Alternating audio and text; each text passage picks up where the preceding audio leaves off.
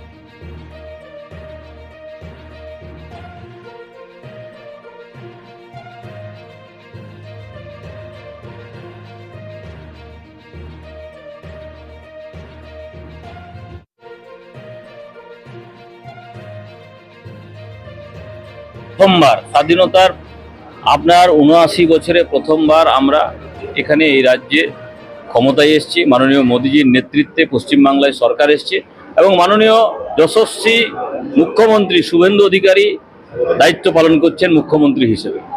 বাংলার আমূল পরিবর্তন হবে। যেরকম মোদীজির নেতৃত্বে বিভিন্ন রাজ্যের, যেখানে বিজেপি শাসিত রাজ্য আছে, সেখানে আইন ব্যবস্থা থেকে শুরু করে প্রত্যেকটা জিনিসের ডেভেলপমেন্টের ইস্যু নিয়ে যেভাবে কাজ করে চলেছেন মোদীজি এবং তার পুরো টিম, পশ্চিমবাংলাতেও সেইভাবে শুরু হয়ে গেছে। আপনারা দেখতে পাচ্ছেন দৈনন্দিন খবরের কাগজে হোক কিংবা টিভির পর্দাতে আপনারা দেখতে পাচ্ছেন যেভাবে মাননীয় মুখ্যমন্ত্রী সিদ্ধান্ত নিচ্ছেন। খুব প্রশংসনীয় এবং গর্বের বিষয় আমাদের কি আমরা এরকম একজন মুখ্যমন্ত্রী পেয়েছি। কন্টিনিউ মানুষের জন্য সিদ্ধান্ত নিচ্ছেন, বাংলার জন্য সিদ্ধান্ত নিচ্ছেন।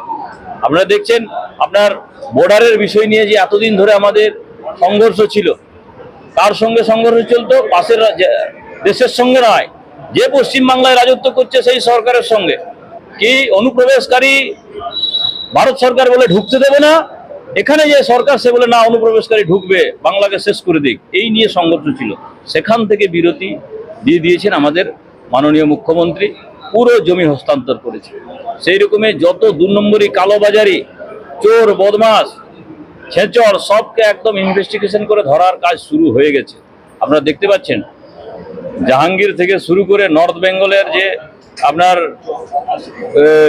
চোর ডাকাতরা থেকে শুরু করে আপনার সুদূর জঙ্গলমহল পর্যন্ত সব জায়গায় ঝেড়ে পরিষ্কারের কাজ চলছে, কেউ বাদ পড়বে না। আপনার এখানেও দেখতে পাচ্ছেন কলকাতার পার্শ্ববর্তী এরিয়াতে প্রাক্তন বিধায়ক, প্রাক্তন মেয়র, বড় ডাকাত, তার যে সবথেকে দুর্ভাগ্যজনক বিকাশ ভবনে যেদিন ধর্না হচ্ছিল সেদিন গিয়ে সে লাত মেরেছে যারা আন্দোলনকারীদেরকে। তো সেই রকমই কাজ শুরু করে দিয়েছেন মাননীয় মুখ্যমন্ত্রী এবং তার সরকার। সত্যিকারের প্রশংসনীয় আছে।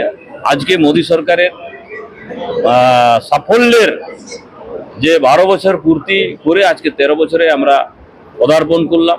দীর্ঘমেয়াদী প্রধানমন্ত্রী ১২ বছরেই নয়, যার আমরা মঙ্গল কামনার্থে, দেশের মঙ্গল কামনার্থে, দেশের ১৪০-৫০ কোটি যে জনসাধারণ আছে তাদের মঙ্গল কামনার্থে এবং ভারতীয় জনতা পার্টির মঙ্গল কামনার্থে আজকে আমরা আমাদের এখানের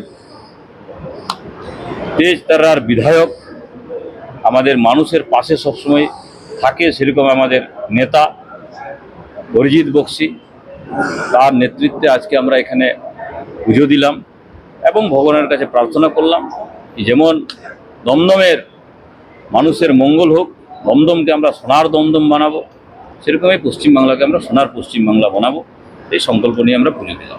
ভারতবর্ষ সনাতনের জন্মভূমি। ধর্ম ভারতবর্ষের সমস্ত কিছুর আধার। সেটা সমাজ জীবন বলুন, রাজনৈতিক জীবন বলুন, কর্মজীবন বলুন, বার্ধক্য জীবন বলুন, গার্হস্থ্য জীবন বলুন, ধর্ম ছাড়া ভারতবর্ষে কোনো কিছুই নেই। আর যে দল ধর্মকে আধার করে রাষ্ট্র পরিচালনার কথা ভাবে তার নাম ভারতীয় জনতা পার্টি। সুতরাং ভারতবাসী সেই ধর্মের উপর ভিত্তি করে যে দল শাসন প্রতিষ্ঠা করেছে তাকেই বারে বারে ফিরিয়ে আনবে, বারে বারে সুযোগ দেবে এবং ভারত মাতার শির উন্নত রাখার জন্য ভারতীয় জনতা পার্টির বিশ্ববরেণ্য প্রধানমন্ত্রী নরেন্দ্র মোদীজিকে বেছে নেবেন বারে বারে। এর মধ্যে তো আশ্চর্যের কিছু নেই এবং এটা কিছুই নয়, এটা আমাদের রানিং স্পেন। আরও দীর্ঘদিন বিশ্ববরেণ্য প্রধানমন্ত্রী নরেন্দ্র মোদীজি আমাদের মার্গদর্শনকারী প্রধানমন্ত্রী হিসেবে থাকবেন এবং দৃঢ় হাতে বাহ্যিক সমস্ত সমস্যা আগ্রাসনকে রুখে ভারত মাতাকে সুরক্ষিত রেখে ভারতবাসীর উন্নতির নিরন্তর প্রয়াস এই দল, আমাদের দল চালিয়ে যাবে। দেখতে থাকুন, সঙ্গে থাকুন বেঙ্গল নিউজ টিভি।